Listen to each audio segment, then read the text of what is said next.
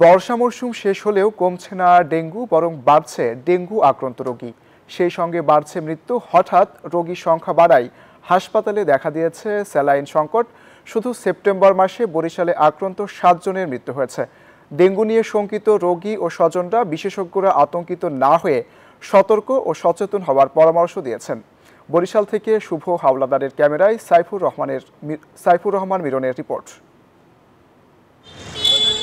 বরিশাল বিভাগে ডেঙ্গু নতুন করে আতঙ্ক সৃষ্টি করেছে। হাসপাতালে বাড়ছে রোগীর চাপ। সাধারণ রোগীদের সঙ্গে দেয়া হচ্ছে চিকিৎসা। রোগী ও স্বজনরা জানায়, জ্বর, পেট ব্যথা, বমিসহ নানা উপসর্গ নিয়ে হাসপাতালে এসেছেন তারা। পরে পরীক্ষা করে জানতে পারেন ডেঙ্গু। এটা তো আতঙ্ক। আমি তো মনে করি করোনার কি আতঙ্ক গেছে, করোনার চেয়েও ভয়াবহ এটা। খালি সেলাইন পাইতে স্যার, সেলাইন তো কিনে আনা লাগে। এই জায়গায় বলে কোনো ঔষধের সাপ্লাই নাই, যা কিছু আছে সব বাইরে থেকে কিনে আনা লাগে।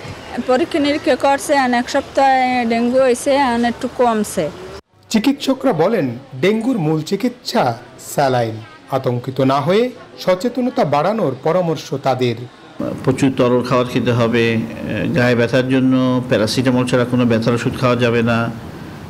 প্রেশারটা যেন ঠিক থাকে। প্রেশার বেশি কমে গেলে, অযাচিত রক্তক্ষরণ হলে, যেমন চোখে দিয়ে, মাড়ি দিয়ে পায়খানা প্রস্রাব যদি কালো হয়, পায়খানা কালো হয়, তাহলে হসপিটালে ভর্তি হবে। ভয় পাওয়ার কিছু নাই। ডেঙ্গুটা তো একটু আমাদেরকে প্রবণ করতেছে, সবসময় করে।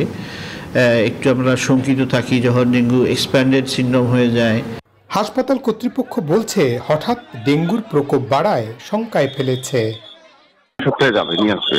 এইটা আছে আপনার সমস্ত হাসপাতাল সলিউশন সংকট আছে। তারপরে আপনার নর্মাল স্যালাইন কম পড়ছে, এরকম 3-4টা আইটেম কম হচ্ছে আর কি। চলতি বছরের এই সময় পর্যন্ত বরিশালে 33 জন ডেঙ্গু আক্রান্ত রোগীর মৃত্যু হয়েছে। বান্ডেল থাকলে প্রতি সেনমানিতে টাকা বাঁচবে। বিকাশ সেনমানি বান্ডেল কিনে জিতুন প্রতি লেনদেনে। ফের চোখ রাঙাচ্ছে ডেঙ্গু। এর সঙ্গে দেখা দিয়েছে স্যালাইন সংকট। একই সঙ্গে মৌসুমের পরিবর্তনের সঙ্গে সঙ্গে দেখা দিচ্ছে জ্বর, কাশি, সর্দি, চর্মরোগ সহ অন্যান্য উপসর্গ। সব মিলিয়ে হাসপাতালে বাড়ছে রোগীর চাপ। চিকিৎসকরা বলছেন, শঙ্কিত না হয়ে সতর্ক থাকতে হবে। সাইফুর রহমান মিরন, নিউজ 24, বরিশাল।